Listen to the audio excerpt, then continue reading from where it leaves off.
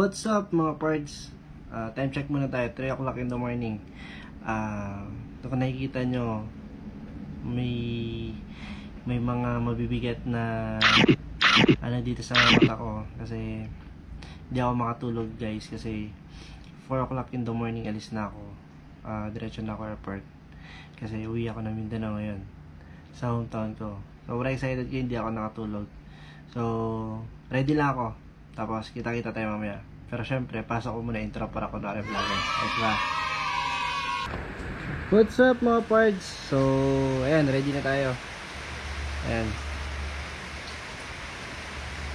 Hintay ko na lang yung sundo ko niyan. Tapos, punta na tayo ng airport. Kaya lang, malungkot yung Apple Pen ko. Ayan, kasi ilang araw kaming walang rides. Hello mga pards! So ito na, underway na kami ng airport. Kasama ko nga pala yung ate ko. Ayan. Kasama ko yung ate ko. Mama! Ay, mama ko nga pala. Hindi halata kasi ang ganda ng mama ko, ano.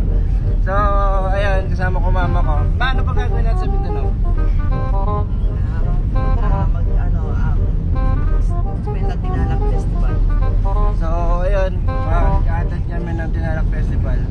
Sabi ko nga kanina, excited ako, hindi ako makatulog kasi for how many years na hindi ko pa natin yung Tinalak. Kasi last attend ko ng Tinalak. Actually participant ako ng Tinalak na. So kasi ang ganda ng Tinalak Festival. Anyway, papakita ko naman sa inyo kung ano yung setup ng Tinalak Festival kasi sabi ko nga nakaraan yung sa vlog ko may iba-iba festival kasi like Sinulog, Mascara Festival. So ito kasi Tinalak Festival, hindi siya ganun ka-common sa mga tao dito sa Pilipinas, pero sana ma-appreciate nila kasi ang Tinalak Festival ang pagkakalam ko is a native culture. So kung maalala nyo, dun galing yung isang costume yung gown ni Catriona Gray. So sa Tivoli yun guys. Lake Cebu pala, sorry, Lake Cebu. So ayun, magra-ride din tayo doon sa Lake Cebu. So hindi lang hindi lang travel saka motovlog rin syempre. Kaya yun din isang reason kung bakit excited ako umuwi ng Mindanao. Kaya ayan guys, kita-kita tayo mamaya, itipla ako ng konti. Tapos kahit pa paano may energy. See you later guys, bye! Hello mga pards! Naku po, hinihingal ako. Epic fail! Kasi si mama, akala niya 7 o'clock yung flight namin. Ano yung time check tayo? 6 o'clock in the morning. Naiwan kami na aeroplan.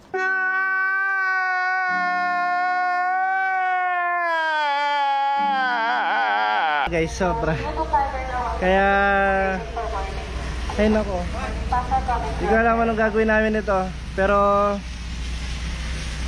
bahala na. Ayusin muna namin to guys ha. See you later.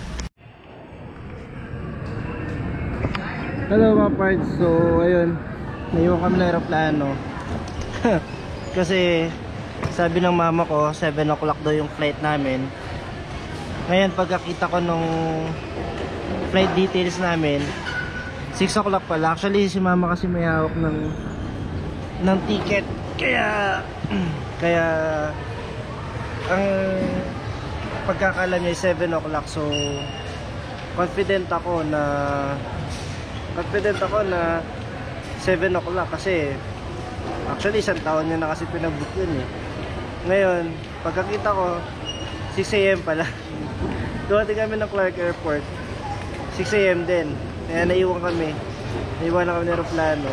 So rebook kami. Ngayon ito, naghihintay kami. Ayun no. Ayun siya. Hintay kami dito. Bali time check again 7:30. 10 AM pa yung namin. 10 AM pa yung flight namin. So ayun, mababang hintayan to. So pahinga muna ulit ako guys.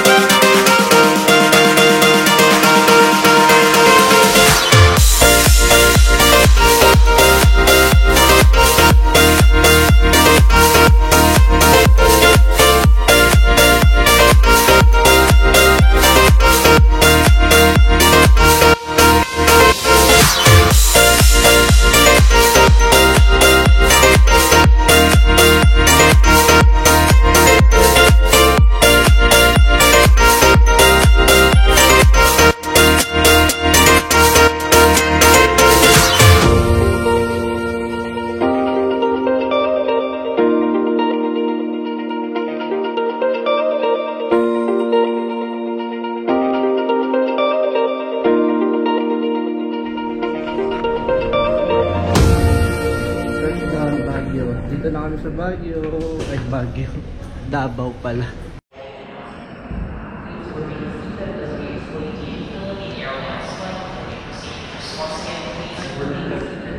What's up mga parts? Haha. Dito na kami sa Davao. So, wakas nakarating din ng Davao ulit after ilang years din. So, ayun. Hanap lang kami ng hanap lang kami ng masasakyan kasi walang magsusundo dahil medyo surprising ng konti. Kaya see you later. Mag-vlog mo na siya ka. Hello, what's up mga parts? Dito na kami nakasakay ng taxi. Commute lang tayo kasi para ma-experience natin yung commute. Para computein lang natin yan. Computein lang natin yung fare from Davao International Airport to Marbel. So, ito si Kuya taxi driver. Kuya, ano bang dito? Ano bang masasabi mo dito sa Davao? Anong masishare mo dito sa vlog ko? Share. Ganda. Saka peaceful, malinis. Kasi nandito ba Duterte? Dito yung hometown ni President Duterte, si tatay. Kaya dito yan siya. So, totoo yan guys. Sobrang linis dito sa Davao. Tsaka kung yung honest lang dito, honest people. Tsaka hindi naman 100% syempre. Pero almost mga 80 to 90%. Yun yung mga dito. Tapos safe. Sobrang safe. Martial law pa rin ba dito kuya? Oo. Martial law dito, pero dito nyo lang makikita yung martial law na sobrang hindi mo mafe-feel na martial law. Actually, sabi nila mga pwede yung mga hindi pa taga rito, yun yung pa yung nagpapanik. Nagpapanik sila dahil martial law daw, ganito ganyan. Pero makikita nyo mamaya guys, kada punta mo ng isang dito, isang province or lugar, may mga checkpoint. So let's for example, pauwi tayo ng Marbel mamaya, bago tayo makapasok doon may checkpoint doon. Bababa ka muna, tapos pa-inspect ka doon sa mga army na naka-deploy doon. So yung safety mo, mafe-feel mo talaga. Sobrang safe dito. Tsaka maganda dito guys. Kaya are you planning to visit in Davao? You should be. 1 hour later. Hello mga parts, dito na kami sa bus. So siguro bago ko yung makarating ng Marbel, siguro mga 3 hours yung biyahe. So medyo matagal pa rin pa. Kaya kita-kita pa tayo ulit mamaya.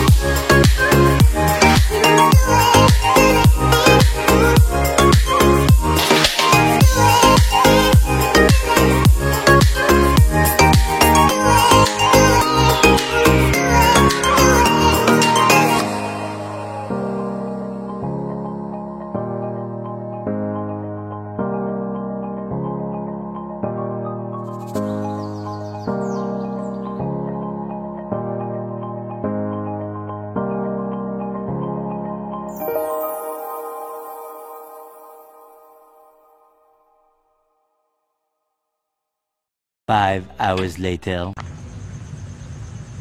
Hello mga pards, good evening. Time check tayo 11:15.